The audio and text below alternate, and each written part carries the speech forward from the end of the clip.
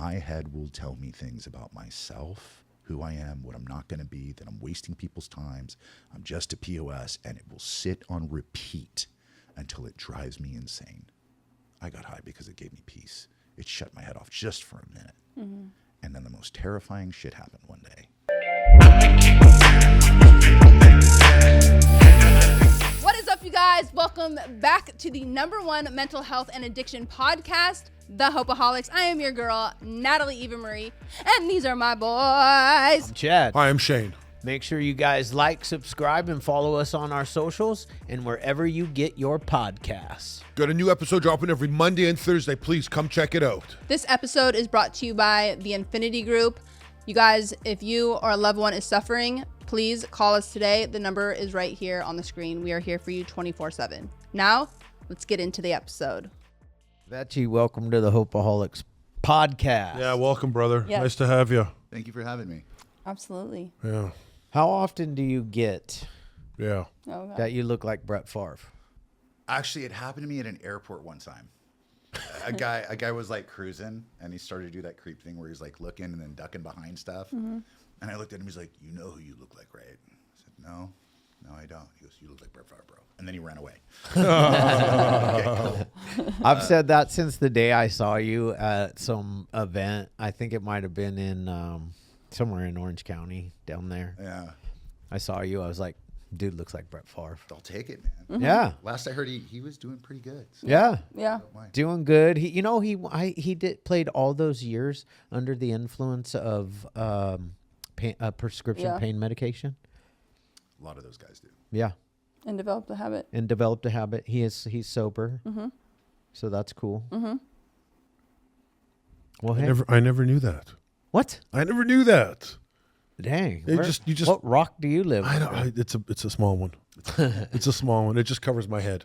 It's kind of the standard with those guys. Yeah. The Yeah. payment, what they do, they got to go out there. They gotta Exactly. perform, they got to get it done. Like you do what you got to do to get it done. Yeah, If it's not direct payment, Kind of like a drug addict, cortisol shots, right? Well, except We get it done. they got paid way better than I got. Way better. Yeah. I never got For sure. But yeah, sure. that's you do what you got to do to get out there. yeah. Move his mic a little bit closer Yeah. to him, and then if you move. So I do want to set something up because the last podcast, the girl was talking to Shane quite a bit, and your camera is that one right there with the right there. If you look at Shane, all they see is your side profile. So even if he asks you a question, Talk to Natalie. talk to Natalie. Okay. All right, I can do that. Yeah. That's easy. Just stare at fucking Natalie. Just stare at Natalie for the next hour. You'll be fine. Halfway through, don't like, hey, why is he staring? Right? He's freaking me out. Right? Yeah. Or when you're gone, well, he was a little creepy, wasn't he? Get Wish Well, let's Brett get this Favre party- out of here. Yeah. This party started. Vechi, nice to have you, man. Pleasure to be Great with you. handshake. You're put together. I read a little bit about you. Sober since 2011. What was the day that turned your life better? November 23rd, 2011. Yeah. I was sitting with the sum total of all my best decisions, which just happened to be a McDonald's in Lakewood, California. I was literally sprawled out, just run everything into the ground. And an ex girlfriend who had gotten sober for the meantime was like, "Hey, do you want to go to this place called Charlie Street?" And I go, "What's Charlie Street?" She goes, "This really quiet place." You guys ever been to Charlie Street Thanksgiving? Oh, yeah. Not on Thanksgiving. Oh, We've yeah. been to There's Charlie. 1,200 people there. wow. Oh, yeah. There's a line out the back, like all the local guys Yeah. who aren't sober yet are outside doing clown tricks and building forts. It's wild. And I don't remember saying yes to this day. Next thing I know, I'm on the 55 freeway, and you know where that ends at. Yep. And I ended up at Charlie Street, which is it's an indigent men's 10-day only rehab. Yeah. You go in, you sign a waiver saying if you seize or die, you won't sue. They take your stuff. You get a paper suit. You go into the wet room, and you start. That's it. And that's where everything started for me. It took me a long way to get there. I've heard people talk about when they think that they knew that they were an alcoholic. Looking back, I'm like, damn, I should have known. Do you guys remember fruit stripe bubble gum? Yeah, Yeah. I do. Fire, right? Fire. Fire. You could eat the paper. Yeah. Okay, you know. Yeah, You know. yeah. Okay, all right. We could have hung out. So my mom would give us, or she'd give me like change out of her pocket for the ice cream truck. Yep. And I would run out there with my little friends and they'd get ice creams and get their little stuff. And I would get fruit stripe bubble gum. And I wouldn't eat one and then save the rest, right? My friends are eating like their Skittles. Yep. They'd eat a few and put them in their pocket. I wasn't doing that. I was eating all of yellow, like the whole thing, Yep. like chomping it down. And I felt really, really good all of a sudden after I chewed it. I enjoyed the sugar. It felt good. And then I would stop and save it. I'd go through red and then green. And then at the end of it, I didn't feel okay again. I hit a low. Looking back at it now, it was the first time I identified, if I take this, I'll feel better. It gave me power over my situation. And my situation was not good. So my dad was an alcoholic. He was like 20 years sober, I think, when he met my mom, but very dry. This is important for later. Yeah. Very dry, alcoholic, pastor, physically abusive. I had a rough childhood, saw some wild stuff. That kind of runs with all of us. And didn't have control over my environment. You know, you learn later on as a child, you think you influence everything. Sure. If mom and dad are fighting, it's because I didn't clean my room. If these things are happening, it's because I failed to do something. I have failed to keep my environment safe, right? As a child, you just want safety. I hadn't done that. So I knew right then and there things were off. And I had just issues going all through school. You know, mom and dad had their stuff, highly abusive, back and forth, custody, yada, yada. Oh, wow. Mom's got to take care of us. Dad's working an AA program. He's a speaker. He'd run around and speak nationally. He did like tapes for Hazelden. Yeah, it was. It really kind of messed me up when I was starting to get sober, or trying to, because there was a couple things I wanted nothing to do with. Sure. A higher power in AA, because I'd let him be the example for everything. I'd watched that guy. I'd seen him hold my mom 2 feet off the ground by her throat and then go share at a meeting about spirituality and this and that and the other. And I'm like, yeah, not for me, man. I'm good. I see what you're about. And it led to a lot of difficulties in me trying to find my place and who I was. Being a teenager sucks, man, period. I got two of them at home right now. Like, you're angry about the color of air. Everything sucks. Let alone you add that to it, and mom's working desperately to keep food. There's 3 of us. I have a brother and a sister. Older or younger? Younger. Okay. My little brother's 5 years younger. My little sister's 6 years younger. We're eating like leftover hot dogs from the AA meetings on Saturday, and we're using ketchup and noodles to eat. She's diluting milk for the babies. The babysitter has a bed. My mom's sleeping on the floor and working during the week, and then on the weekends, like, Dad just split. So we had it rough, right? But we kind of had each other, but it was gnarly. Mom wasn't around. I had no guidance. And I ran amok. I was a huge kid. I was like 13, 14. I was like 6 feet tall, 180, 190 pounds. I got beat up one time because the cops swore I was lying to him about my age. Bro, I swear to God, like, I'm not sure. Were you the guy buying beer though? I got asked to a lot. I was smoking cigarettes at 14. That was my thing. That was like, I was the bad guy. Yeah. I wasn't, I knew that there was a thing with alcohol, so I kind of gently eased my way into that one. But cigarettes, I was smoking Camel Lights. It was the cool guy. I was the only one who can go to the liquor store and buy them. Like, no problem. No problem. That went great. And it led to a lot of mental health issues. I mean, I couldn't associate with everybody else. This stuff I'd seen, the stuff I'd had to regulate my normal. What was that? Like, Right. So I ended up with a lot of difficulty in school, super high performer academically, destroyed myself socially, it just didn't work. Had my first true suicide attempt at 14, ate 280 pills, didn't say anything to anybody, walked out of the house. My mom had a headache. She's like, she used to take Anacin, which was like this old pain reliever. She grabbed the first bottle, it was empty, grabbed the second bottle, it was empty. And then she went through all 3 of the cabinets and everything was empty and I was gone. And they found me down the street a little bit, but I had completely just hopeless, didn't know which way was up. Like when I work with people today and I know how dark that gets. Yeah. It's not as far as everybody thinks it is. Right. You lose friends. We recently lost a friend here in our community where it got super dark and that place is closer than most people realize. Sure. I don't care what you've done. Your depression, your anxiety, your own self-hatred gets you alone long enough, you're finished. Yeah. It's just the way it is. You got to reach out. You got to stay in the crowd. Did pretty good for a little bit. Joined this little thing called Long Beach Search and Rescue, which I never thought I'd have a shot at. I was like, hey, I'm going to be a firefighter. Sure. Sobered up, had purpose, killed it in life, loved it, and started drinking. Because that's one of the things you do. You know, some of these organizations just have it woven into them, whether it's military service or first responders. Yep. You know, you work hard, you party hard. And it just kind of took off. I was working at Starbucks at the time over in Cerritos Town Center. And I loved working at Starbucks. I learned a lot there. It was the first time I ever got to manage a team. Yeah. Like to hang around people and you get all kinds of people in there. High stress environment, so I thrived. Everything's on fire all the time. All the time. Perfect. The last thing I got to think about or worry about is me or what I'm doing. And at Starbucks, and one of the assistant managers like pushed my knee in wrong, like as a joke, and I had I partially torn MCL. Oh my gosh. I made it way worse than it was. I made it so much worse than it was. Yeah. I did. I totally did. I can say that now. To be honest, when I look back on it, so I had completed my academy at Search and Rescue. I wanted to be a firefighter. I'd always wanted to help people. I was like, okay, this is how I'm going to do this. And I had this great girlfriend at the time. Everything was perfect.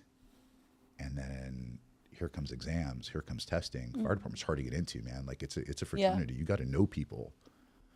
What if I blow this up? What if I screw this up? What if I fail here? I was terrified.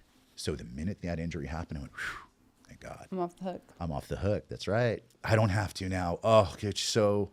And then, look, speaking for my own maladaptive behaviors, I'll weaponize things. Oh, for sure. Can you believe this happened to me? Can you believe this happened to me? My Oh, gosh. my God. Yeah, hey, man. Yeah. Oh, let me buy you a drink. Oh, thanks. You're so great. In the meantime, managing my prescription of 90 Norcos, 110 Somas, and Valium Xanax on top of it. Yeah. I'd never done these things before. A drug addict was something very different than I was looking at. Sure, the 24 Coronas a night might have been a little bit out, but hey, man, come on. I'm drinking. I work hard. I can drink, right? Never thinking that it would lead to something, thinking I had control of it. And my dad and I had started talking again. You know, he did a lot of work towards the end. Sure. Where he realized a lot of things and got real about his situation. But, you know, he would always kind of pepper it. He'd be like, you know, Vech, we have a disposition. I'm like, yeah, I'm good. You understand? I got an injury. I got a doctor's note. I got a prescription. This is okay for me. And how old are you at this time? 21. Okay.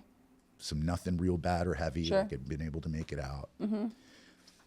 And that, you know, introduction to those, I don't know, it awakened something in me. I gave up everything. Gave up the fire department, ended up bouncing in bars in Orange County, cowboy country, met a bartender, decided that was the greatest decision on earth. Got into a relationship with her, and, you know, funny enough, she had a prescription too. She even had a doctor who would help us get the prescription. So it was a match made in heaven. I'm making cash under the table. I've got my prescription. She's got hers. I ran out of mine. I started eating hers. All of a sudden, she didn't love me anymore. Go figure. Sounds like a coincidence to me. I get dropped off at my mom's house after 2 years of being at the usage rates that I'm at, and I spend the next 3 weeks seizing and hallucinating. I work in the detox industry now. I know how dangerous what I did was. Sure. I didn't know what was going on. I didn't realize that those were seizures. I just, you know, thought it was odd. And I was talking to my neighbor about what was going on, and he would sit outside and he'd work on cars and be up kind of late. Yeah. And he was like, "Hey, you should go talk to Dan, who's 2 doors down from you, man." I was like, "Okay, why?" Because he was giving me a little bit of weed to help me sleep. Sure. Because when you quit opiates, you don't sleep, you don't eat for weeks. I was like, all right. Mind you, this guy's carrying TVs out of his house. Yeah, totally. To support his crack yeah. habit. But listen, he's got advice. I need to take this. I went next door and I met the guy, and he introduced me to smoking methamphetamine. And that was it, man. That was the golden thing. I like that guy. Yeah. I can smoke during the day. I can Yeah. work all these hours. I don't get withdrawals. Then I make enough where I can support this pill habit. Here we go. And of course, in the meantime, my family, my mom, God, my poor mom, my brother, my sister, like here was their brother who had difficulties, Sure. gone to search and rescue, gotten their stuff together. You know, my brother works in law enforcement or was going into the academy at that time. Like I took their whole world and shook it upside down. Like they didn't know what was going on. Yeah. All of a sudden I'm bringing weird people into the house, and my thing had always been cars. I'd been a mechanic or claimed to be a mechanic for a number of years. So of course I'm street racing and doing other silly stuff, totally loaded. So it just kind of made sense. Oh, I can work now on the cars. I can do this. I can do that. And I just took I think from 2001 to 2011 or 2001 to 2011 was a flash. I don't remember. Wow. It went from relationship to relationship, from hostage to hostage. And, you know, when you've been out there a while, you start to just kind of find that as your normal. Mm-hmm. In and out of jail, never been to jail before. You know, my sister's looking at me like, what is going on? Sure. I lost my brother. My brother's like, dude, you're nuts. I know what this is. And it led to the police ended up raiding my mom's house because whatever, I'd done something stupid. And, you know, I had ended up on the streets. This culminated with me living homeless. Mm-hmm. Actually, let me back up for a second. While out there, I found a partner to run with, and it was a perfect match. I like methamphetamine. She sold methamphetamine. She did heroin, and I did not. So I didn't take any of her stuff, right? Right. And it worked out really well. And I learned things about the netherworld of Long Beach, Bellflower, Lakewood that Good old Bellflower. bro, you don't know what's going on underneath there. But then once you do, you never see it the same again. People think it's just, if you know, you know, and you obviously know. Mm-hmm. It's basically the pilot between Lakewood, where all the money is, and the affluent families are. All the drugs run through Bellflower, Norwalk, Imperial. Totally. It's crazy. It is. It's nuts. But seeing where things were going, I found a partner to run around with. We had a child, got caught in a hotel room with the child. Oh, wow. With dope and a scale in the room, lost custody of her, rightfully so. Had no business trying to take care of a child, had no idea what I was doing. She got sober for a little bit. I ran the streets, did what I had to do to survive. She came out, because there was a thing that she did. She had it down. Whenever she got busted, she would go to this certain place. They would put her on this path. She'd get her take homes of her methadone or whatever. Sure. She'd come back. She'd sell them. She'd take the money and she'd go pick up black and white. We'd be off and running again. So whenever EBT hit, it's a system. Yeah. So we did that once. My mother, thank God, stepped in and was given temporary custody of our daughter. And we had another child because we're out there running around like maniacs, not caring about anyone or anything. And we got busted again. And this time she'd gone away and she'd found a place that would take her with him. But our relationship had devolved really badly towards the end. I was trying to get sober. I couldn't find her. I had no idea where my son was. We were calling around hospitals trying to find him. And I'm like, I'm trying to stay sober and not lose my mind. And I'd come up with all these, again, what I did, because I'll weaponize things. When people would ask me, well, hey, you know, you've got to get sober for your kids and this, I came up with all the craziest excuses. I'm going to miss their first steps. I'm going to miss that. I'm going to miss this. The truth of the matter is, even then, I was being selfish about what was going on. Those children were never going to remember their first steps, but they are going to remember if dad's loaded at a father-son event, or if he's in jail, or if he's getting toted off to rehab for the 13th time. Kids are going to remember that. For sure. That's what they're going to remember. So me missing those first few moments and not making the decision to go get well cost my children and my family heavily. So she'd gone off and she was doing her thing, and I finally ended up completely homeless. I was hanging out behind the 91 and Lakewood Boulevard under the bridge. And I would go from there, and I'd do the walk. So I was one of the guys with the backpacks, and I'd do the walk, and I'd walk all the way over to the Woodruff and Carson next to Allen Party Supply, and I'd crash back there. Those are my two spots. I just go back and forth between those spots. And got involved in a lot of gnarly stuff. Had God looking out for me. Like I walked out of a building where people were walking in to get me. I don't want to get too crazy, but I can tell you when you're selling stuff in neighborhoods without permission to do so, they don't like that. I got hauled into a couple garages. I was in places that I had no business being. That's not the world that I was supposed to be in, but I wanted to stay sick. And I did want to stay sick. I would have, there were people who were offering to help me. You know, I smile now because being on the other side, you go to try to help somebody. Yeah. And you're like, look, I'll help you. I'll help you. I'll help you. And they're just not ready. And I remember walking down Lakewood Boulevard next to the Norms. Oh, yeah. No, And good old Norms. Good old Norms. Good old Norms. And there was a guy outside, and he's like trying to hustle change. And I'm walking past this guy. He's like, hey, man, you got $1? You got $1? And as I go to walk past him, he leans into me, and he goes, hey, man, are you okay? And I look around. This guy's begging for change. What are you talking about? And he goes, man, you look like you're in pain. I've given up my children. I have no place. I have no home. I am basically the sum total of every wrong thing I have ever done in my entire life. And the guy hustling change is asking me if I need help. It was, you know, you talk about what gets you sober. The things that you think would have brought me into these rooms and didn't. Losing my children. Sure. Dad dying of a sudden heart attack. Losing everything, losing my career. It didn't matter. Like I just kept, it didn't matter. I wanted it.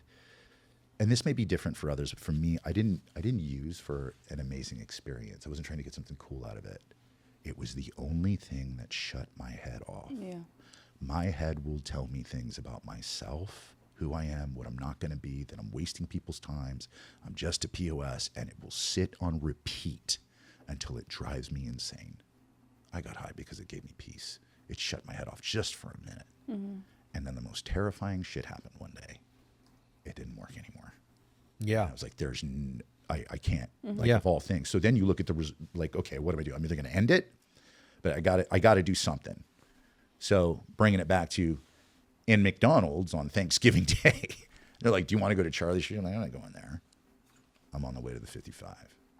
And I pull up, and there's people outside and doing weird stuff. And I go in, and I'm going to bump some money off these alcoholics. I'm going to hit Villa Park where my Connect's at.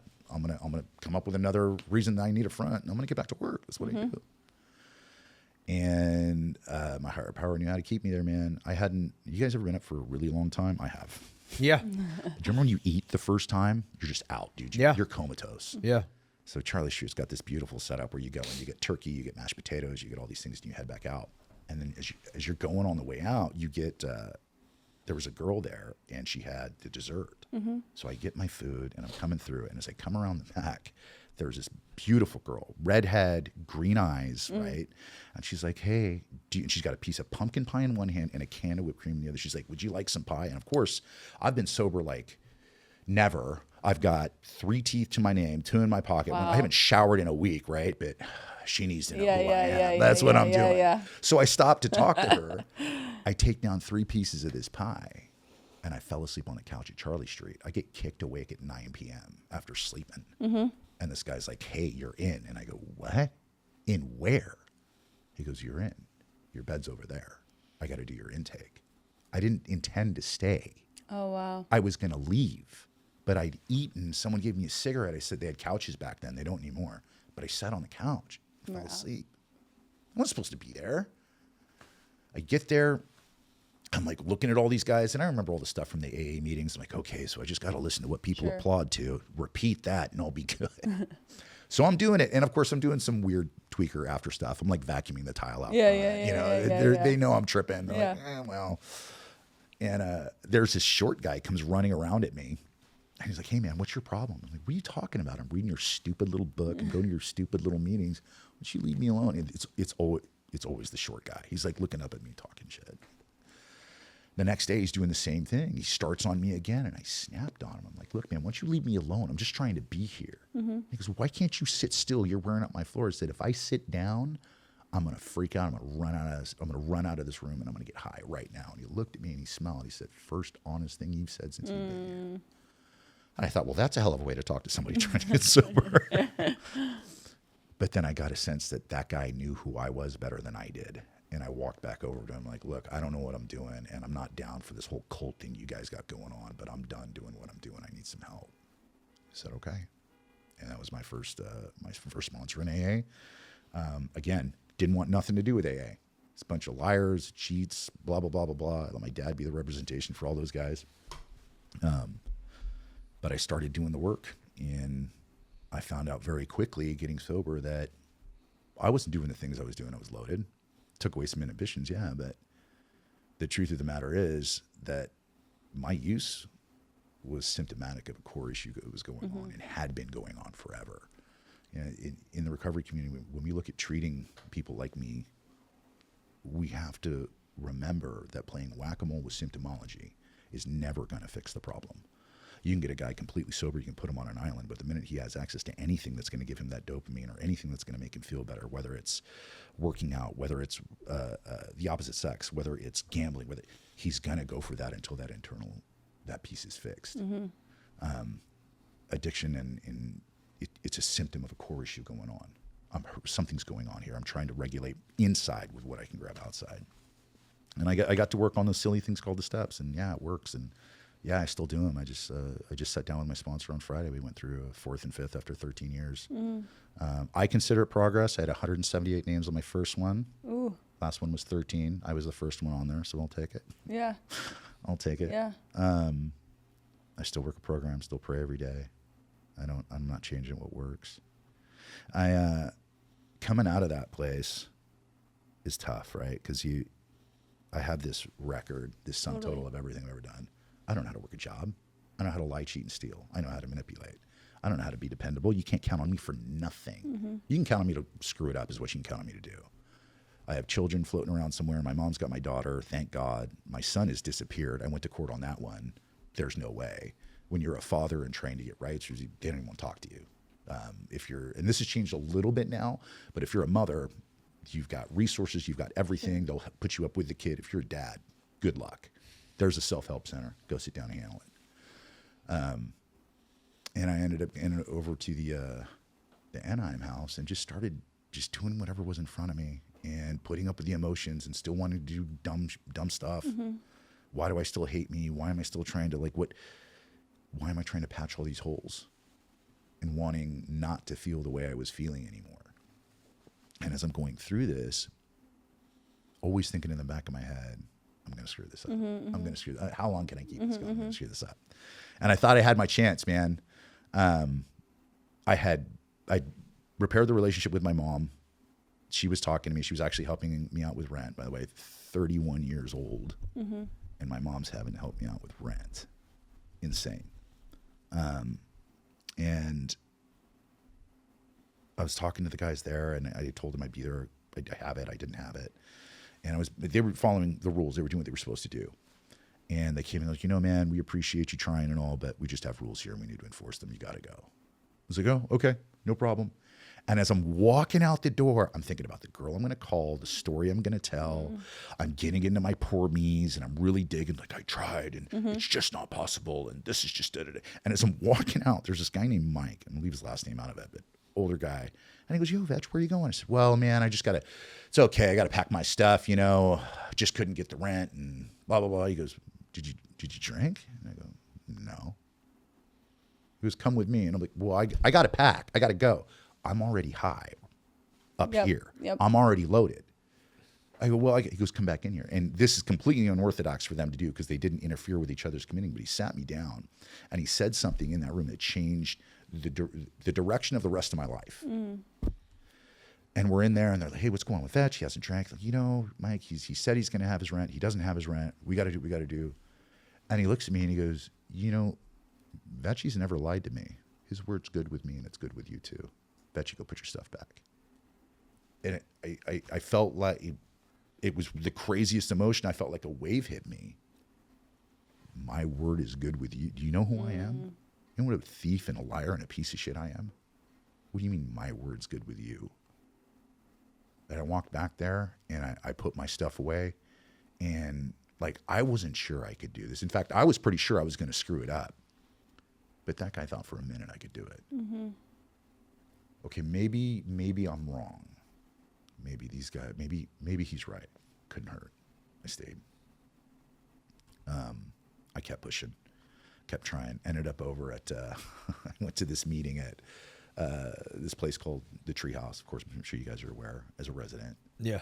And they're, you know, I look around and it's wild, man. They do all this crazy stuff, like do chores and like go to bed on time. And it's just wild. And I'm there, and the program director at the time is like a 12-step psychopath. I'm like, I can't do it. This is too much. Yeah. And I go back and I'm like, look, I can't go over there. I'm going to go to this other place. And it's funny the way higher powers work. The housing manager got into a fight with my sponsor. And he goes, you need to tell Wedgie he's got to find some other place to live. He's not coming here. I ain't putting up with that stuff.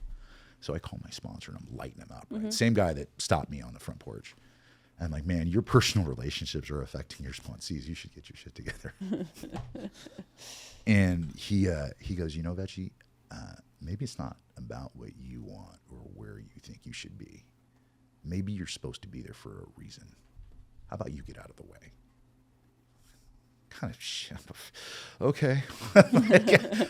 Right. Every time I listen to the wildest thing I've heard, this amazing stuff happens. So I go in there and I get into this place and it's wild and things are going on. And I start to notice that there's people like me helping people like me. And together we're not useless or worthless. Right. Like we're not perfect, far from it. But there's a tribe here and we're taking care of each other. And it's not I'm going to tell you this and I'm going to do that. It's, yeah, man, that's your stuff. You did it. This is mine. I don't know how to draw a picture of you or for you to walk out with, but I'm going to walk with you and I'm going to grab a shovel too. And we're going to do this day by day until we find our way out. And that was it, man. I felt home. You know, something that I think is harming a lot of myself, it harmed. And then a lot of our guys, especially our veterans who are coming out, is, you know, empathy versus sympathy. Sure. Because like I will weaponize something. And I would look for somebody to sympathize with what I had been doing. Oh, no one can expect you to be sober. Look at what you went through. Right, validate your bullshit. And give me a blank check. Don't sign that shit. Exactly. It's one of the things I say when people come into Treehouse: we will love you. We'll do absolutely everything we can possibly to help you, but we will not co-sign your bullshit. Totally. Yeah. Can't. Well, also too, Can't. you're dealing with people. It's like game recognized game. 100, but with that, right? Because I'm not saying denial of the act, course. because that's where we got stuck, right? It was shut up, stuff it, handle Yeah. it, blah, blah, blah, blah, blah. We overcompensated with the sympathy part of it. It's Right. like, oh, no one can expect you to do this because of this. No, it happened. It was horrific. And yes, you have the power. You do not have to let this steal your recovery from you. That is on you. For sure. And I don't care what it is. You want to run up against that, you got a whole crew behind you. Totally. Like, let's go get it. Yep. Understanding that I had that power to move, to accept that, hey, I'm going to fight this instead of just caving. And, oh, here's I call it my trauma shield. Like, here's my, you can't expect me to do this. Look what's going on. Yeah. And then hiding behind it. And then you wonder why nothing's changing. It just propelled me in a way I never thought possible. You know, starting over there, seeing people heal was wild. Well, you know, it talks about it a little bit in the big, but when you see it, it's nuts. The way these guys heal and families, and it's not just like the disease of addiction is generational in its fatalities. Like, it affects, you know, my children's children will be affected by what I did. It's the opposite. You get a dad back to his kid. You get a husband back to his wife. You get a child back to their mother. You change it generationally. So yeah, we're getting ripped out there on the battlefield with addiction and fentanyl and everything else. But the more we help, it's the same ripple effect. Yeah. It's generational. Yeah. It's beautiful. So look, we approach everything that we love fanatically because it's purpose. Yeah. I truly believe that when you make it out of the abyss, it is our duty, it is our purpose to reach back through the darkness and grab every single person we possibly can. Yeah. They don't always take our hands. No. They don't. No. And it's difficult for us, especially on this side of the recovery, when that doesn't happen. You know, I'll share this with you real quick. When fentanyl hit hard a couple years ago, I think there was like 8 funerals within a 4-week period. And no one could catch their breath. And I remember sitting there and I'm doing my morning thing and I'm drinking coffee and I'm considering like, okay, maybe I'm not good at this anymore. Maybe this is me. Maybe I need to go back to cars. Like I couldn't go to another funeral. I couldn't hear taps again. I couldn't see another dad beating on, like I couldn't, it was so much. I just couldn't. And I thought, you know, if I'm not any good at this anymore, I need to leave this to somebody who is, because I don't sell cars. I'm trying to help people get their life back. And I came across this story and it was, I believe, I don't want to screw this up. I believe it's Sisyphus who's ordered to push a rock up a hill every day. And he pushes and he pushes and he almost gets to the top and it falls on him and it wrecks him. And like every day he goes and he's trying to do this because God's asked him to do it. Yep. And then one day he just throws his hands up. He's like, I'm no good at this. I'm terrible. And God said, I never asked you to get it to the top. I asked you to try. And that's what he's asked me to do. That's what he's asked a lot of us to do, is try. The results are not up to me. We're supposed to lay the tools at their feet and make sure that every person has access to them and try every time, whatever it takes. That's it. The results are not on us. And there was peace that came with that, and it reaffirmed to me, because there was, especially with fentanyl out there, it was taking everybody. It still is. Russian roulette. You used to be able to with a loaded gun. So interesting. Russian roulette with a loaded gun. I believe, I don't know what the exact statistics are, but it's comparable to taking fentanyl. Yeah, exactly. Do you remember when someone would come into a meeting and they'd be like, "Oh, I just got Narcan," and it was a big deal? I heard a guy say the other day he'd been Narcan 17 times. Yeah. We normalized it. I know. And that is kind of a sad thing, because I have been seeing on, look, fentanyl deaths are down. They're down about 100 a day. And a big part of that is due to Narcan, not the fact that there's not fentanyl on the streets. Right. Because fentanyl is still ravaging the streets. It's just that we have enough Narcan out there, but that's not the solution to the end of the problem. It's a Band-Aid to get us hopefully from point A to point B. But I wanted to touch on a lot of stuff that you just said, especially a lot of stuff, because the ripple effect. I want to go back to the fact that the ripple effect just of the person or the few people and God continuing to help you. The ripple effect that has come from that. Because, I do know a little bit about you. And, what ends up happening is millions of lives get affected because of because of the person that continued to help you get to where you're at today. Because you help one person. Well, you help many people. And you never know who that one person's going to be, because they helped you.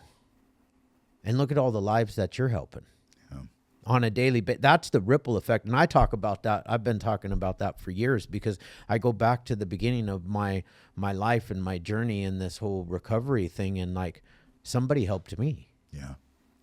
Like a judge actually gave me the opportunity to go to rehab versus prison. And, a lot of that has to do with him, and then the people that were at the rehab, and they, the same kind of stuff. They gave me the tools that I needed, but I had to have that willingness at the time. Yeah. And my road hasn't been perfect, man. It's had a lot of ups and downs, and relapsing as an owner, and and embarrassing shit, and but I never gave up. Yeah. And you are doing exactly what you're supposed to do. And also it trickles into your own family, your own life, your own personal relationships, your own children, your mom. Like, you don't think that is powerful for people to hear? It's like, yes, of course, you always are supposed to. 12th step is give it away, what was so freely given to us. And I look at us as like little disciples, right? Spreading the good news. And that's what it's all about. However, in your own personal life where you think that it is hopeless, because I hear a lot of women talking about, losing their kids. It's a big one, right? And Yeah. thinking like using that as a almost a little crutch to continue to stay out there because the pain is so severe to actually have to face and walk through because they don't have their child, which I can't speak too much on because I don't have children. However, I've seen it completely transform and getting their children back once they stay with it and having the willingness to do the actionable steps required to get that opportunity to then show up and be that mom, or in your case, be that dad. And it's like giving the piece to your own mom of, this is my son. Like, this is who he was supposed to be, as opposed to never knowing, is this phone call, is he dead, or is he in jail, or is he in a hospital? Like, where is he at? And that is priceless, because it's like we always hurt the ones that we love the most and think that we're not. We're only hurting ourselves, which couldn't be further from the truth. They're the only ones that'll follow us into hell. Like anybody in their right mind would be, they distance themselves. Yeah. I have the honor and privilege of working with parents on the other side. And I would do things, I would weaponize things against my mom because you study your parents. Of course. Oh yeah. You know everything. You know when mom and dad fought. You know about the secrets dad doesn't know or mom doesn't know, or vice versa. I remember I asked for one of the reasons I ended up in Charlie Street is I asked my mom for a sleeping bag one morning. You remember the Big Five ads? Oh yeah. $19.99 Big Five. sleeping bag, bro. I'm like, hey mom, I need a sleeping bag. And my mom would always follow me around with food and everything else. And I called her and I go, hey, I need a sleeping bag. And she paused. She goes, no. I go, what? I go, mom, I don't expect you to give me $20. I'll get high. But come on, I need a sleeping bag. She goes, no, I'm not doing it. I called her and I'm ashamed of this, but I called her every name in the book. What kind of mother are you? How could you do this? Yep. Da, da, da, da. Yeah. Well, I ended up at Charlie Street, right? Got cold. 18, and whenever I got my chips, I could take them to my mom and I'd give them to her. When I got my 18-month chip, there was a Big Five ad on the table. And I had my daughter sitting on my lap, talking to my mom. I slide the chip back over to my mom. I go, why didn't you ever just buy me that sleeping bag? She looked at me with tears in her eyes and said, I didn't want you comfortable for a single instant in the situation you created for yourself. You were not going to use my love, my resources to kill my son. I've had it. Saved my life. Yeah. Even chills. Saved my life. Yeah. And that's something I work with my parents on all the time. Like, I know what this and what parents see, because, I have my boys now. I see what they're showing me, and we want to fix it. We want to fix it. We want to fix it. What ends up happening is we are stealing from our children, especially young men, the dignity of failure. Oh, I'm going to fall. I'm going to fall. Yeah. Yeah. It's going to hurt, and you're going to get right back up because you're not made of glass, kid. You're a young man. You are going to be hit with life with all kinds of stuff. 100%. You are designed to be able to get back up. Let me show you where your strength is. Yeah. But we run behind him. It's called learned helplessness. We fix it. We fix it. Stop. Let him fall. Well, he could die. That's absolutely right. That could happen. But if he does, it's not going to be on your credit card. It's not going to be on with your money, and it's not going to be in your home, because I've taken those phone calls too, and they're horrific. Sure. Yeah, that's a hard one for the families, man. But you can't be the person that puts the nail in the coffin. Yeah. You have to set a boundary, because here's the reality. And reality is, this is real reality now with the fentanyl crisis. Like, when I got into Narcotics Anonymous, they used to say, if you make it back, but like the majority of people made it back then. It's different now. It is. They do not make it back, because here's the thing. Fentanyl isn't killing the addicts that are addicted. Fentanyl is killing people that are going to rehab and getting sober for a while and relapsing. It's also killing first-time users and children. So that's the difference, right? There's a real reality there. The disease is chronic, progressive, and if left untreated, is fatal. It's it talks about the rapacious creditor in the big. Fentanyl is cheating. It's cheating. It's not following the rules. No, it's cheating. It doesn't care.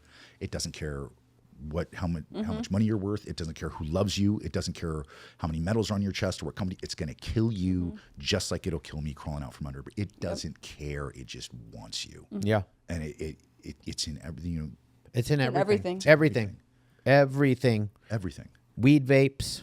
Adderall. I mean, you name it. We exist only because of fentanyl. The Hopeaholics podcast started because I lost my son-in-law, and my daughter's right down the hallway. She found him dead from fentanyl on 9/11 of 2022. The love of her life, and that's why we started this podcast. From a poisoning.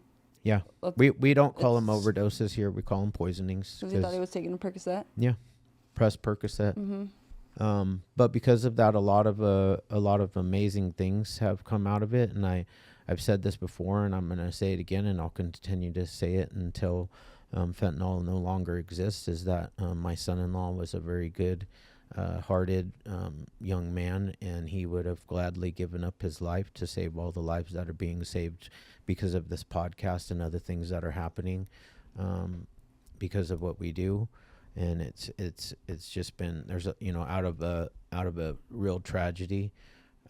Like I might have met you. I would have probably met you because I've worked in treatment's been my thing since forever. It's the only thing I know. I probably would have never met Natalie. I knew Shane already before my son-in-law died, but I'd have never met these two awesome individuals that know social media and editing and stuff that I've never, everything that happens that looks pretty on our social media is the work of the two of them. Your stuff looks amazing. It really does. Don't tell him too much. Well, Emily, you want to keep them. Emily already knows. Emily already knows, and Lewis is kind of chill, He's just quiet. He's a chill, quiet dude. He knows, but I mean, it's like I've had some amazing stuff, and I relapsed as an owner, and something cool that came out of the death of the podcast of my son-in-law was that I was able to have the Orange County Sheriff on our podcast, and I took the Orange County Sheriff's Department on a run for their money.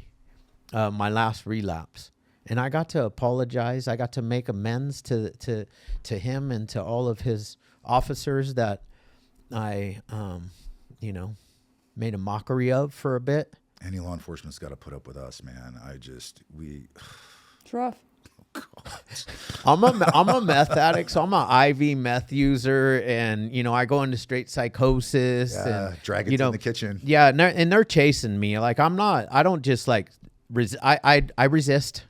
I resist arrest every time. Yeah, if he had a megaphone, he would tell them, "Stand down. I work for the CIA. I'm gonna tell the boss. I'm gonna get your guys' job." Yeah, we could have hunted, bro, for sure. Yeah. No, I would never. The one time I turned myself in was the time I got all the big charges. Every other time I literally ran out of my shoes in the street. Like I was a runner.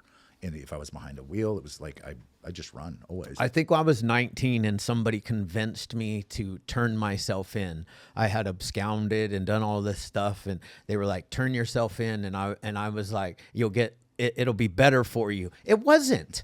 It wasn't better for me. I ended up in the hole. I was like, a 24-hour lockdown by myself for like 2 months. So it didn't work out better. So I made a decision that time that they were going to have to catch me. Yeah. And at the end, it was really bad because I was like in a meth-induced psychosis. I 14, 15 days I've stayed up. So methamphetamine, this is interesting. You could research this a little bit if you want to. So methamphetamine affects the brain differently. It directly attacks our impulse control centers and emotional responses. Makes sense. Directly. And it's not, I think this, the study I saw was 1 month of smoking heroin was equivalent to 1 night of heavy meth usage. Yeah, it makes sense. The bombardment of chemicals that go into the dopamine, the oxytocin, the serotonin, it immediately links things that would take thousands of hours and repetitions. I'm sure you've smelled something somewhere and then all of a sudden your body freaks out. It's like, oh, I remember this. And here's the wild part about it. Those neural pathways don't go away. Never. They're like empty highways. Never. If you do not fill them with something positive, yes, it will deflect back. I got millions of them up there. I know you do too. But, we fill them with positive stuff. But meth affects the brain differently. There's fentanyl's terrific. It absolutely needs to be at the forefront. But while we're focusing on that, meth rates are skyrocketing again. Yeah. No one's paying attention to this drug. We've had, thank God with some of the MAT protocols that we have had that have been successful, like Suboxone, Sublocade, there's other things you can use while on it. Well, guess what's increasing? Now we've got Xanax going through the roof. Now we've got methamphetamine going back through the roof again. Again, if you play whack-a-mole with symptomology instead of treat the core issue, it's gonna find a way. Heroin's down. Heroin usage is way down. I talked to a guy the other day who didn't know that heroin was black. Where was he from? I.e. So he was a. He's using fentanyl. He thinks it's heroin. Right. Oh wow. Yeah. They've black tar heroin. That's all we have in California. It's not really out here though. There's no heroin. The Orange County Sheriff, he was like, we haven't done a heroin bust in 2 years. 2 years. Yeah. It's pretty much gone now. Yeah. How sober were you when you made the decision that you wanted to work in treatment and wanted to do what you were doing today? When did that come to fruition? There was a guy who was pretty upset one day in the house, and people were trying to talk to him, and it just wasn't clicking. And he had a story absolutely similar to mine. And I mean, talking about, when you and I are sitting here talking, we're talking about different cities. It's Sure. like, Yeah. It was along those lines, and all these people were trying to talk to him, and he wasn't having it. I was uniquely qualified to help him. I was the only one that really understood where he was at that time, and he listened to me, and I helped him. And the horrific experiences I had weren't all bad. Right. They stopped it, at least for that one. I enjoyed that feeling. I enjoyed helping. I enjoyed healing. I enjoyed saving another family from going through the same. It was a similar issue. I'm a dad, and I got to do this, and I got to do that, and I got to be here. I'm like, I got to nowhere except here. That's what you need to do. But that's when it started. And look, I have no formal education in any of this. Like I talk to people. I'm not polished. You don't want to throw me in there, and I'm not like super cuddly or anything like that. I'm very empathetic. I'm very compassionate. I'm very loving, but I'm not going to let you sit in your own shit and watch you drown. I'm not doing it. Like, if you're going to make that choice, you're going to have to fight me every step of the way. Nice. Like, you're my brother, you're my sister, and I love you. I've watched you fight to here. It is, we have something called Brother's Keeper, and I refuse to accept you at below the character of man you can be. Sure. I have seen you shine. Don't bring me this low end BS about it's too hard or you can't. Yeah. Save it, bro. I'm not. I've seen you. Now, if you want to tell me you don't want to put in the work, I'll accept your decision because it's yours. But don't sell me on that you can't. I've watched you. I've stood shoulder to shoulder with you. You don't want to do it, that's fine. You make that, you accept that out loud to me and everybody else, and we're good. But don't sell me some shit like you can't. I'm not doing it. I'm not doing it. And that I'm not sure I like people that have formal educations in this stuff. You actually have the only formal education to be uniquely qualified to help people like us. Because, it's called real work experience. Because we're the only ones that can run into that pit of hell and actually come out alive and sane still. Like, actually much better. as possible. Yeah. We come out better because every time we help somebody, we're helping ourselves. Yeah. And I don't know if that's the same case for like maybe somebody with a formal education, like a therapist who, that's their job. It's not their, like, it's it is part of what we have to do. Service is it's on the triangle. Yeah. Plus, it also gives us another day ourselves. Just give me one more day. I just want another day, man. And in recovery, and here's the thing. I thought, I'm in recovery now. I'm not getting loaded. Life's perfect, right? Everything's going to work out. Man, I've had life happen. Yeah. Those two children, I have full custody of one now. Walked in the same courtroom that I rightfully lost custody of him in, and got custody of him back. My other son is with me as well. I've lost friends. My wife and I lost a child very early on. I've been through a little bit. Yeah, I have. And making it through those times I've had to dig at the bottom of my toolbox and scrape, and I've had to get into working out, AA program, journaling, and I have reached for the very last thing I had. I don't know how many times, and it's got me just through over to the next thing. So yeah, I still do that. I still get up and pray. I pray before every meal. I still work steps. I still work with sponsees. Because it works. Because it keeps you alive and it keeps you sane. Because keeps me out of my own. If I'm thinking about myself, totally. I'm going to come up with a problem. I'm right there with you. What am I unhappy about today? On Friday, I was having a good day, and I made some side comment to her. I don't remember, maybe the day before or whatever.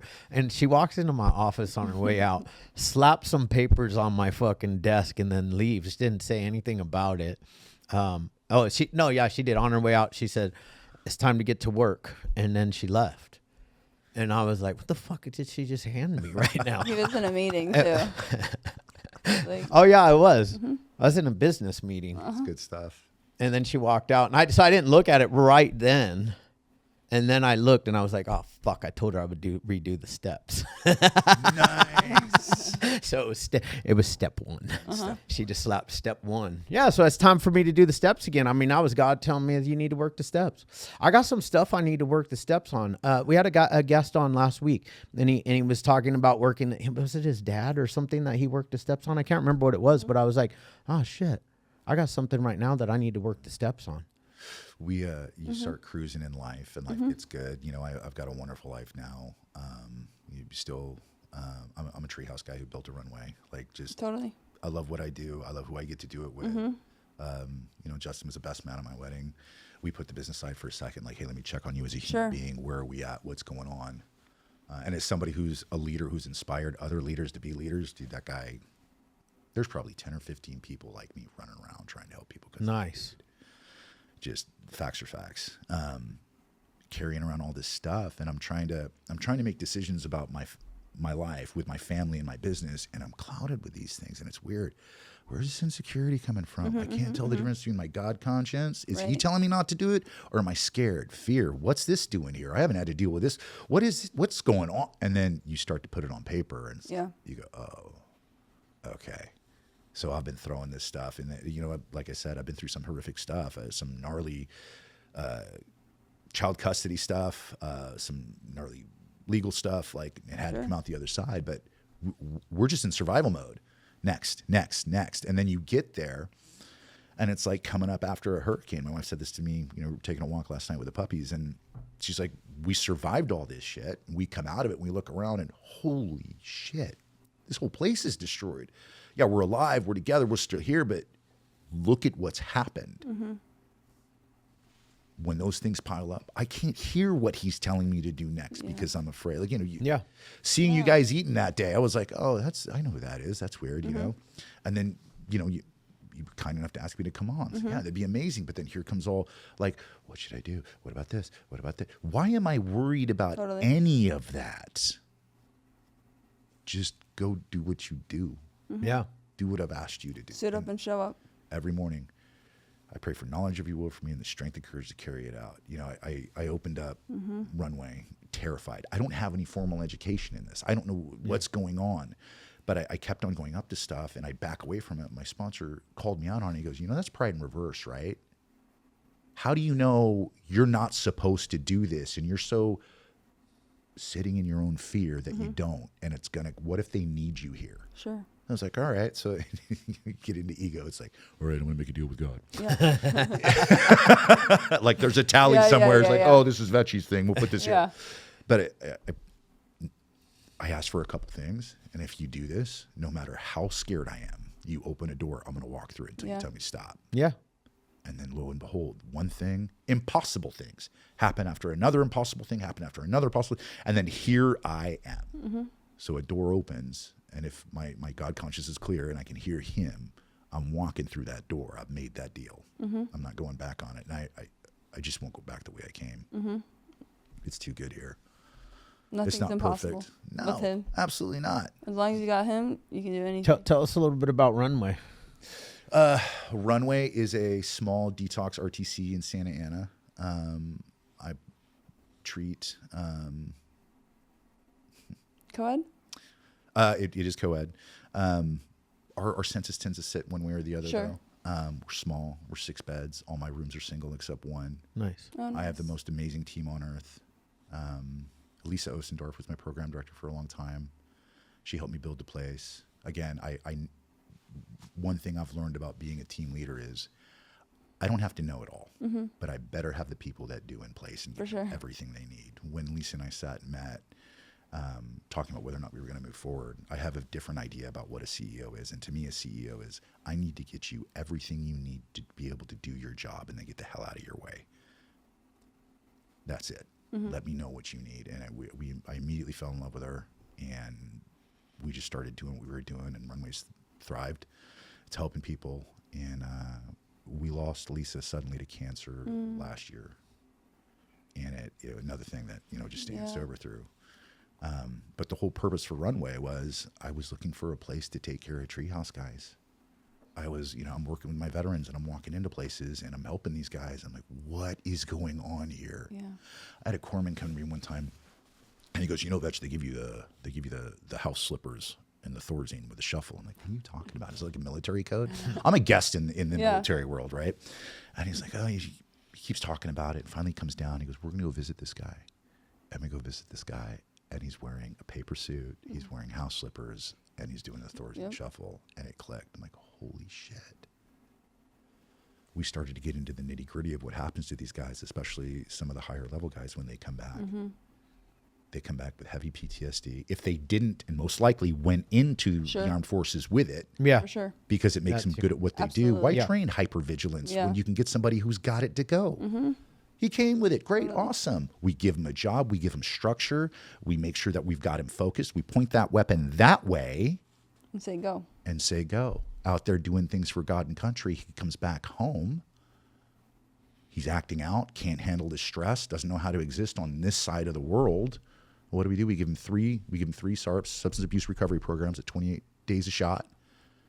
And then we kick him loose. Sorry, bro, med boarded. Those things you did for God and country, give me your beret, give me your uniform, go home. Yep. What? See you later. Bye. What am I now? What is that guy now? No purpose, no identity, no structure, no discipline, lost. And in pain. Yep. And he's separated himself from the civilian world. Yeah. So we're aliens. Yep. I've had the honor and privilege of working with those guys. Treehouse is one of the few people, private centers that works directly with SOCOM.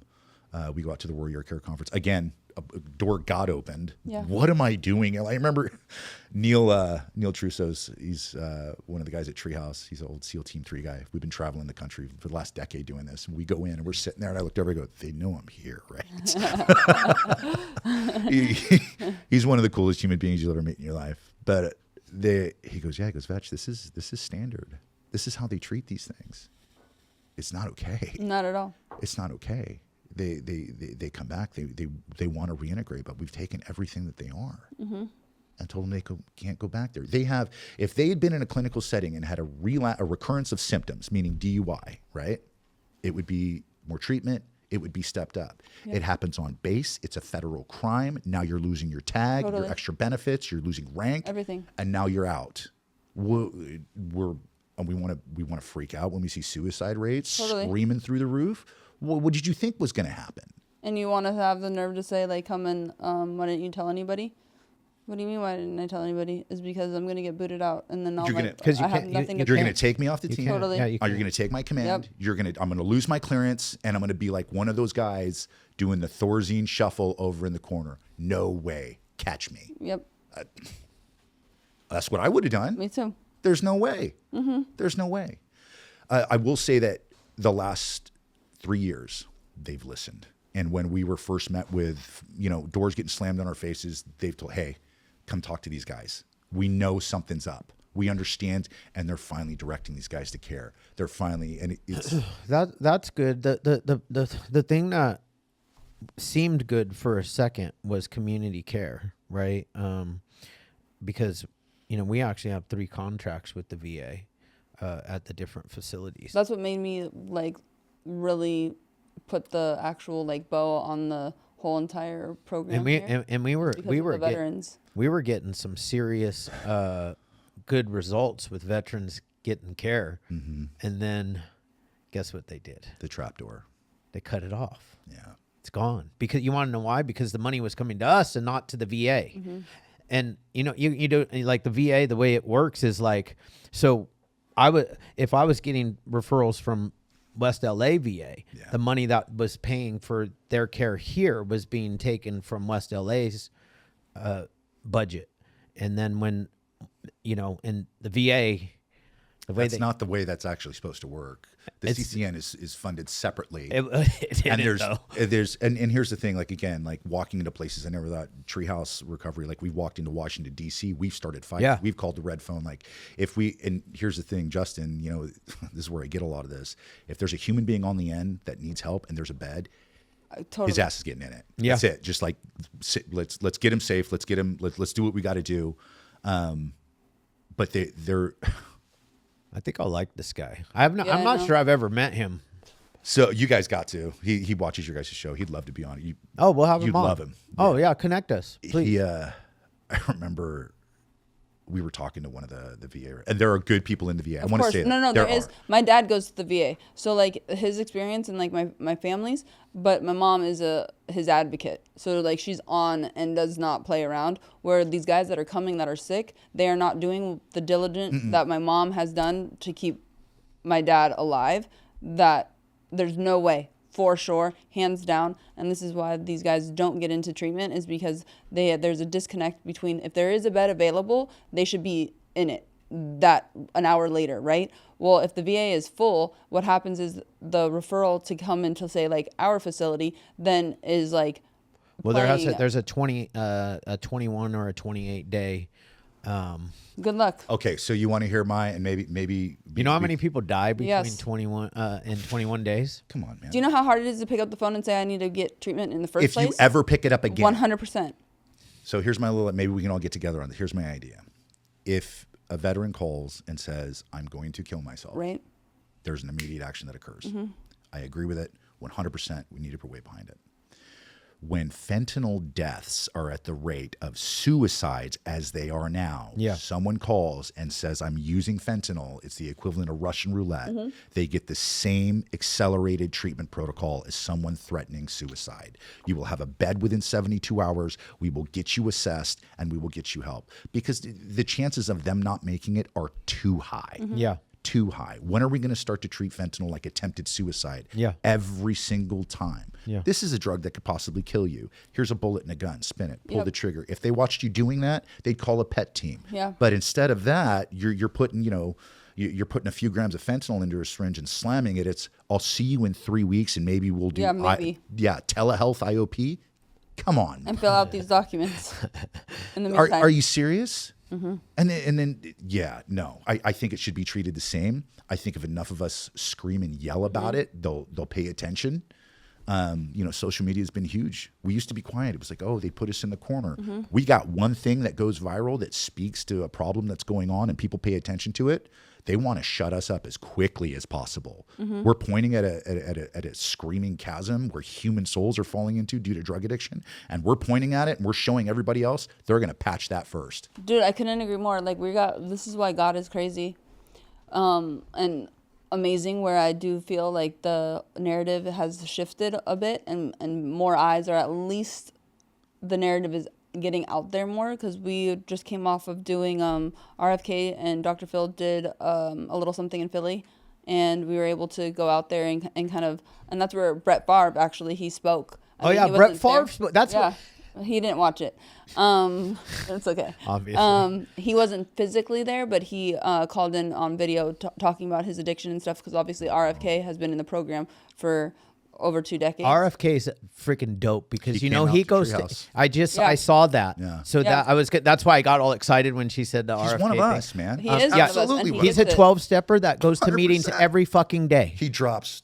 I'm sorry, you were talking. Go ahead. Go ahead. No, it's just another indication where it's nice, because you have somebody in that position, and hopefully will allow the conversation to exist, and for people to start hearing that it's not just the individual that is homeless underneath a bridge. It's like this disease does not discriminate, and it's coming for everybody. And then on top of that, like veterans, for myself individually, is so important to me because obviously my dad served, you know, a Marine, and then being in the WWE, I got to go to Afghanistan and actually see what these men and women are doing, serving our country to give us the opportunity that we have today, sitting around a table and being able to speak freely, talking about, you know, what we've either walked through or businesses that we've created in the land of the free because of them.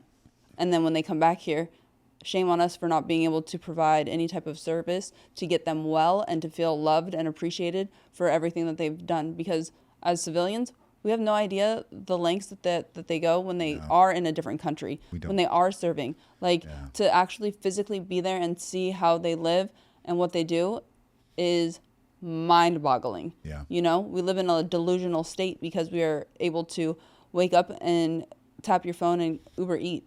Like, what? We You're have in a buffer fantasy land. of 75 years of those servicemen Completely. protecting us, shielding us, doing God knows what for God and country out there. Completely. You're 100% right. And it's why it's why we pick a fight. And that's why we're lucky to be the disciples, to be the ones that are actually speaking about something that is like, I'm pretty sure every single American can agree and hop on board with why wouldn't we want to be able to provide and treat and help individuals live a life way more fulfilling especially if they've gone and served. The entire community, meaning us, benefit from getting that guy back home to his family. That's going to help with like his children are going to do better because there's a full family unit there. It's going to be less weight on the judicial system. It's going to be then there's children's children. We talked about the ripple effect. That's going to be different. And for those guys that we can get back, you know, who come out TAD and go back to service, like they have their careers that they can still get to keep. They're not. It doesn't have to go the way that it's been going for so long. And with the people, we'll say, having the ability to shine a light on something, like, oh, okay, well, hey, explain this. They can't put us under the rug anymore. They really can't. When there's enough of us screaming the same thing. What's happening is, you know, we're all starting to recover out loud, and we're, you know, doing a lot of social media, and you know, it's not just us in this room. There is a shit ton of people out here, that are out here making some noise about recovery.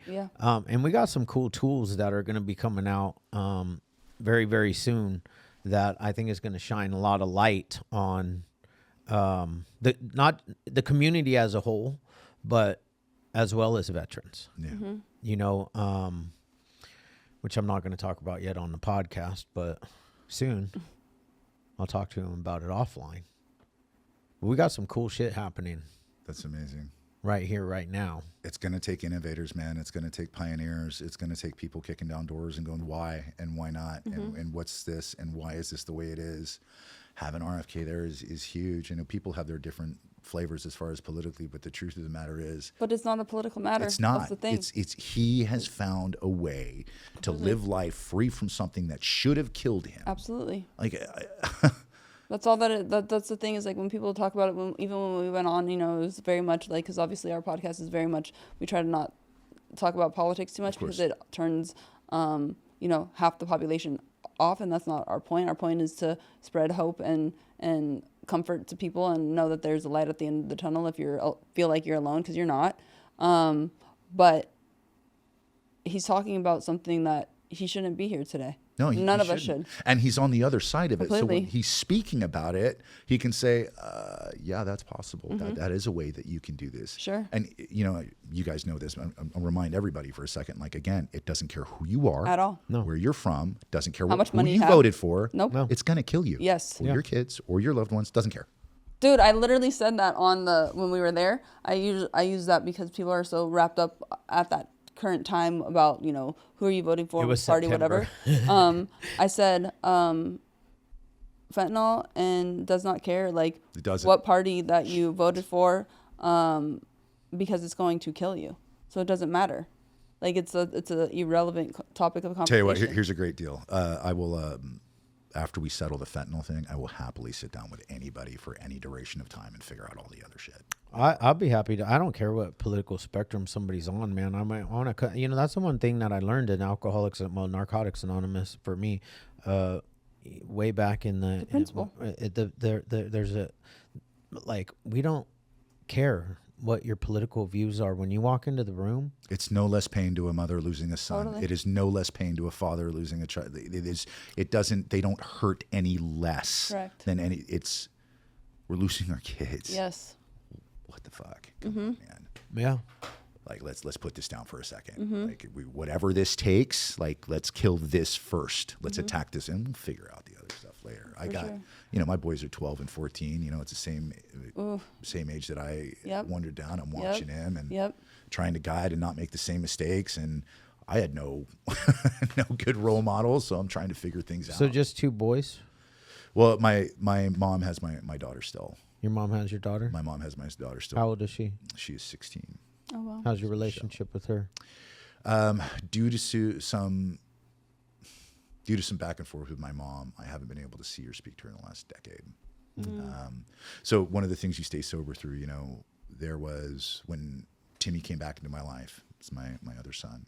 She had disagreed with my choice in partner at the time, and basically drew a line. And the truth of the matter is no matter what I do on this side, I made horrific mistakes where I gave up that right Sure. to be a dad. Yeah. I did. Those are the facts. I will never make those mistakes again. My boys know Dad will fight for them. Dad is a phone call away. I'll show up. Doesn't matter what's going on. Dad's going to take care of it. I hope that one day we'll be able to mend that. And so when I was first seeing Ryder when he was a kid, I would see him supervise visits. And at the end of the court hearing, they gave Mom custody. I was at Treehouse. I didn't have a place to put him. Yeah. And there was an agreement to have visits. Well, Mom disappeared. Didn't know where he was. Got letters for carry insurance, all the other stuff. Did that. No idea where he was. And I remember calling my sponsor, and I was super upset. And I'm like, this is bullshit. I've done everything, and I don't even get to see him. And he said, let me explain something to you very, very carefully. A lot of people say being a father is a right. It's not. It's a privilege for people like you and me. Yeah. That phone may ring one day. And if you are not stable, capable, responsible, and of clear mind, but you have no business being a father to that child. This is not about you. It's about him and that child. So if you want the opportunity to be a father ever, you're gonna get your shit together. And 3.5 years ago, the mother who doesn't speak to me sent me a text and it said, "Where is your son?" And I had to go get him, and he's with me now. Nice. And that's about all I can say about that particular situation. But had I made that decision I'm gonna exactly. Nope. Well, I want to say this, man, because and kudos to you, and keep doing the next indicated step, because I have friends that have 20 years sober, and kids didn't want to have anything to do with them. Weren't in their lives during prison terms. 15 years into their sobriety, the kid, daughter, son show up. Yeah. You know, when they're adults, they were adults, but they have special relationships now. Yeah. And we just keep doing the next indicator. Just keep doing the next thing, Stay the course. It's not up to us. It's No. not. It's not. And there's I keep that in mind. She's she's 16 at this time. I'm sure she'll Google. I'm sure she looks. I looked for my dad, so just want to make sure I'm doing the next right thing. And She's with her mom or your mom? she's with my mom and my sister, actually, and they've taken really, really good care of her. She's healthy. And I'm sure she wants for nothing. So she knows who you are. Yeah. And I was in her life for a couple years until there was basically an ultimatum sent out about things, and I had to choose to live my life a certain way. The girlfriend is now my wife. We've been together 11 years. Been married for close to 3 now. She actually adopted Ryder, our son. We've been through hell together. Yeah. That's decisions made have effects later on. Wreckage ever passed? Yeah. It's just I can't change it. I can never fix that. But at the same time, it never takes away from the joy I get from being able to be around my boys and Like we went to Universal Studios on a whim yesterday, like to get to be able to do that. And we completely nerded out, like at the sets and going on the rides and making fun of each other. And like, I love my boys. They're goofy. They're opposite ends of the spectrum. One's super into physical stuff. One loves music. Yeah. One's like, but they're my boys. Like I want to do my very best to teach them to be empowered gentlemen, own their space, own their mistakes, know they're not made of glass. Like it's going to be all right. And if you need something, I'm here. I'm not going to pick you up, but we're going to talk about it. Yeah. I got you. And it doesn't take from the joy or what I have there. It's living with the wreckage of the past without taking from tomorrow. In God's timing, we'll always work everything out and be exactly And more on beautiful time. than we ever could have even imagined it to be, you know? It just sucks when you're going through it. Oh, those hallways are gnarly, bro. What is going on? I remember. So in one of the cases, I got served with paperwork that was just a bunch of false stuff. Yeah. And in the state of California, if you write certain buzzwords down, judges don't ask. They just pull. Yeah. So I'm like, what is going on here? This isn't true. None of this is it. It was completely insane. I had to sit on my hands and wait. Rough. And pray. Yeah. And I doing what we do, I get to go help another human being get something done. Well, all this is going on in the background. Now, I don't know that it helped it, but I can tell you this, it wasn't eating at me while I was. Because it was heavy, man. And God works, you know. Eventually the court system was like, hey, wait a minute. None of this looks right. Right. And then, you know, they took action. But those hallways are dark, man. Those hallways are dark, and you never know. Like I'm to be honest, I'm in a hallway right now with some stuff, and I look behind me and I look ahead of me, and I'm like, okay, I just got to do the next right thing. Totally. Yeah. I just got to do the next right thing. So that's what we're doing. Just the next right thing. Sun, rain, shine, anything. Just the next right thing. It's never going to be perfect. Never. No, and like, you want it hard now or you want it hard later? Yeah. There's the regret. What is that saying? There's the pain of whatever and the pain of regret. Yeah. The pain of what? What's the first one? The pain of. Come on, Shane, you know it. I don't know it. Yeah, you do. The pain of. No, I don't. Discipline. No. It's something like that. Can't remember. Now it's stuck. I'm going to get in the car and I'm going to Google it until I find it and send it to you. No. Yeah. It's going to be. Our poor listeners aren't going to know what the pain is. But what the bottom line is, the pain of regret, the price that you have to pay for regret is way more severe than the price that you have to pay right now for the pain that you need to walk through. Well, I think it's doing it on your own terms too makes it a lot easier. Like about doing it now, you're doing it on your terms, not when it's slapped in your face. Yeah. Never good to be slapped. Never in good the to be face. slapped in the face. There's a lot of power in taking your failures. Yeah. Owning that shit right now. Yeah. I've been this. Instead that's of not me kicking today. that damn thing down the Yeah. road. You know, you see yourself in your kids and their behavior sometimes. Oh, I bet. My son Ryder, he's a good looking kid. He does stuff, and I'll ask him, I'm like, is that what happened, or just something? And I'll watch the eyes go, and then I'll tell him what he did, and he'll look at me, and I go, how do you think Dad knows? You think I'm psychic? I'm not psychic. I said, that thing between your ears, you got Dad's, and I'm sorry, but I know exactly how it works. One of my favorite things I used to do to my daughter is I would bring her in, I would sit her down on the couch, and I wouldn't know shit. And I would just say, do you have something that you need to tell me? I said, because I already know. Aurora Talk about massive mindfuck. Aurora would just start confessing. For sure. Yeah, mine's not like that. He's Yours a not little like that? advanced. He's a chess player, man. He'll be like, yeah. well, are we speaking about before the 15th? Are we talking about current thing? Like, he'll break it down. He'll wait and see what you know. Yeah.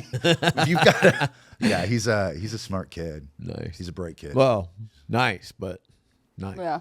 Well, dude, being a teenager sucks. Sucks. I have a Suck. teenager? Yes, it was horrible. I have a Horrible. I have one that's about to turn 17 right now, and it's Horrible. fucking been a rough 2 years. Yeah, it's horrible. Been rough. And it's like that typical mom-daughter relationship where they hate each other. Well, God bless you. Yeah. It's tough. It's a tough age. I've got boys. We go to the boxing gym all the time. I'm like, hey, Yeah. go. Handle it. Yeah. Get it out. Yeah. Yeah. Girls, I don't know. Girls are a nightmare. Yeah. Nightmare. I've had girls. I But- only had one boy. I had all girls that I raised. That's what I do. I FaceTime my parents every single night because I'm doing living amends because I still feel bad about all the bullshit that I caused from many years ago. Just because it's just like, and then I have to hear it too from like friends or from his wife. I'm like, what's going on with like their teenage daughter, and I'm just like, hi, Mom and Dad, I love you. It's different now. Like Totally. the stuff that like this thing. Yes. Instagram. Yes. What should I look like? What should I eat? What should How should I be living? How should Mom and Dad be living? What's Like, proper? What's not? Like there's an information super source complete with interactive videos telling your kid who they should be. No, it's crazy. Wait, what? I got to compete with this as a Yeah. parent? Yeah. And then the stuff in school and the follow up, and then this like it's gnarly. Developing a true sense, and here's what it comes down to: developing a true sense of oneself. Yeah. So you're not just blown around with Totally. whatever breeze picks up. Right. Like that's hard for adults to grab a hold of, let alone Yeah. children. How do you? And they're so impressionable as is. So it's like, okay, let's add to it. And you know, make it we work. all know that everything you see on social media is just the highlight reel. Oh, totally. It's not what's really going on in Yeah. people's lives. And half it, and I don't even want to say it's the highlight reel because a lot of it's fake. I mean, there are influencers out there that are not influencing. And they're, you think they're on a private jet, but they're at the hangar over here in Long Beach, Yeah. renting out that little fucking chopped up, bullshit. Yeah. It's not a lot. real. Stripped a copper and it's on its way over Seriously. to yeah. Yeah. Smoke and mirrors, baby. Smoke and mirrors. Yeah, we learned about Yeah. smoke and mirrors last Yep. week. She took us on a real photo shoot. Shane and I went on a real photo shoot. Nice. And I just want to tell you, I look like I'm 6'1" in the photo. Nice.